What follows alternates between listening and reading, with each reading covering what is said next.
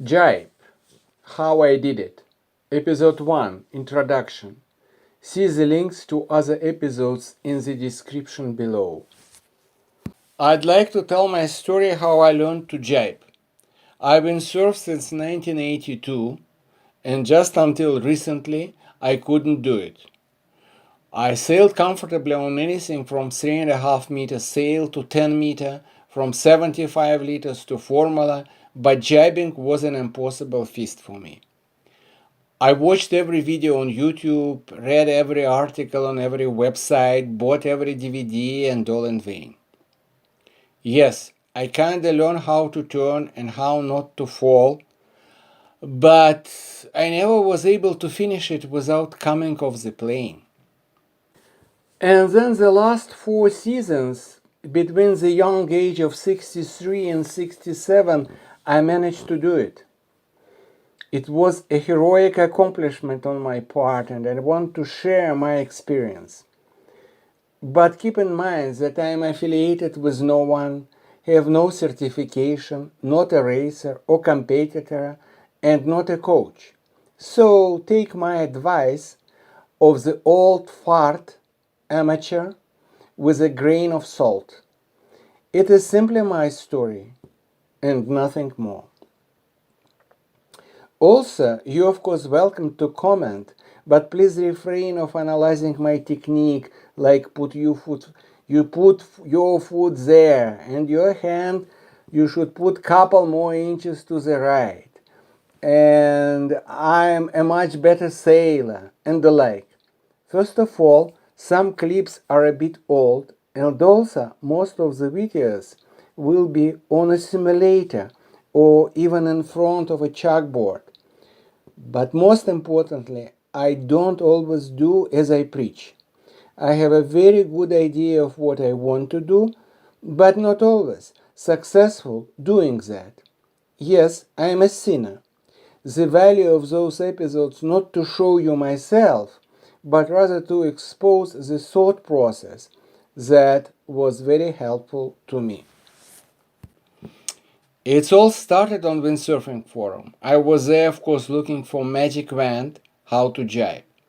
I didn't find it there, but when you visit small dedicated forum, you figure pretty quickly everything you need to know about the guys. Smart Alex, opinionated guys, random visitor, casual visitor, interested in something, interested in equipment only, interested only in technique, aggressive guys, ready to flame, just plain idiots too. And you figure out the real knowledgeable good guys too. I noticed one guy, his nick is coachg. He was answering tons of questions, and it was obvious that he is a great sailor himself and really a great coach, because he always answers the questions, no stupid ego, and always friendly, and he always goes to the point, always goes to the heart of the problem.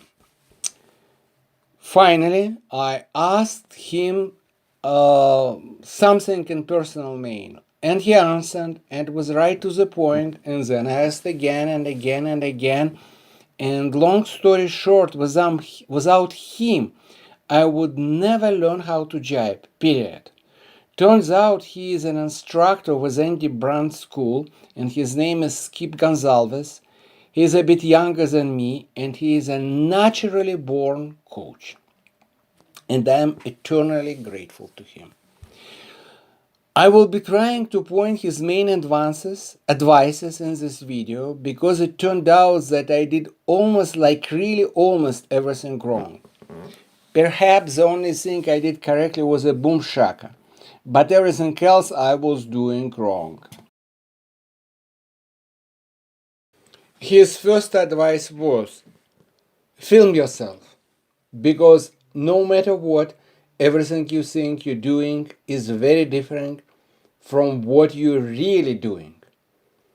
It is very true, and if you think about it on a big, wider scope, it is true not only in windsurfing, but in every other sport, and I'd say in other aspects of our everyday life. Secondly, he said, if you film yourself and send me the clip, I will be able to see what you exactly doing wrong. And the third, I will add this myself, but there is nothing better than to watch yourself on a cold winter night. Doesn't matter if you are an artist or not, it is a special treat. I have built several versions of the camera clue mounts. I first started with double arm mount with the two GoPro bike handlebar attachment. But it worked only with this Chinook for my 6.0. Two smaller Chinook booms? No, it didn't work. Different angles between two boom arms. This one works with two fiber spars for my 6.0 and 8.5. Same angle on those. Started with GoPro bike attachment, but found that it interferes with adjustable outhole. So build my own attachment system with two wing nuts. Much faster and easier to attach, but unfortunately works with those two fiber spars booms only.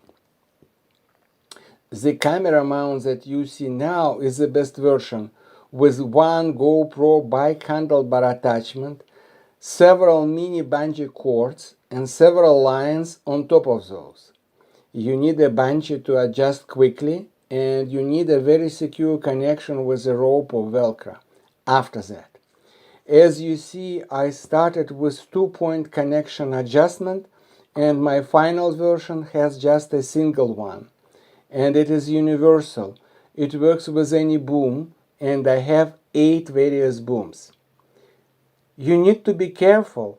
Once I touched the water and it unclipped the casing, I almost lost the camera. And I secured the door with extra Velcro and bungee. Also, I found out that the plastic GoPro clips may break, and also you can easily unclip those if you simply push on a housing at 45 degrees angle. You need reliable teethers, trust me on that. Now about the episodes to follow, and you can see links in description. I now consider jybe as a single move. Any division into step or phases is artificial. It is a single move, nevertheless, to learn it is a single move is simply impossible. I divide it into 6 logical phases, and it's my division. But keep in mind that one phase is fluently morphing into another, and there are sometimes the same things that you do during various different phases.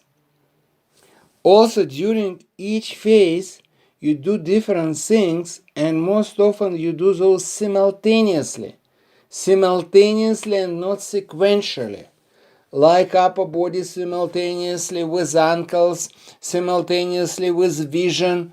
Only during preparation phase you do things sequentially. That's why I do not use the word step. Like 12 steps to jybing implies that those things are done in a sequence. Hence, they are called steps. And nothing is further from the truth. That said, I will make the following episode about preparation, initiation, carving, and exit slice, exit footwork, exit sail flip. Those are my 6 phases, fluently morphing one into another. Yes, I kinda contradict myself. I just said that jybe is a single move, and immediately after that I am talking about 5 phases one after another. But it is impossible to learn this single move in one big heap of tricks. You learn one thing at a time, but never forget that in the end those will be linked into one fluent move and be joined together, morphing one into another. And the things and the errors that you do in the beginning are very closely related to what happens in the end. When I will be talking about those phases, I will be emphasizing my own experience, my own errors, and what I did to correct those. I will be also filming a lot on my dry land simulator in my basement, because without it, and this is the second thing, I would never be able to progress. Also, my emphasis will be on the things that I see now differently from common wisdom or from what I was thinking before. Finally, how much effort did it take? Like I said, 4 seasons, but my season is very short because I live in Canada, maybe 4.5 months max.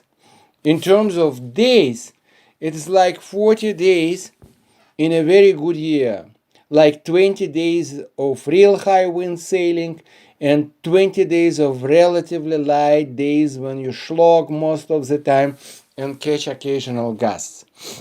So roughly, it's about 80 hours per season of high wind sailing, I would say. Even if it is 10 jybe per hour, and that's a lot, it is only 800 jybe attempts per summer. It is not much at all. You do same amount of turns within 1 hour of skiing. And yet my progress was amazing with these 4 summers, and I think that is because finally I was doing some things right.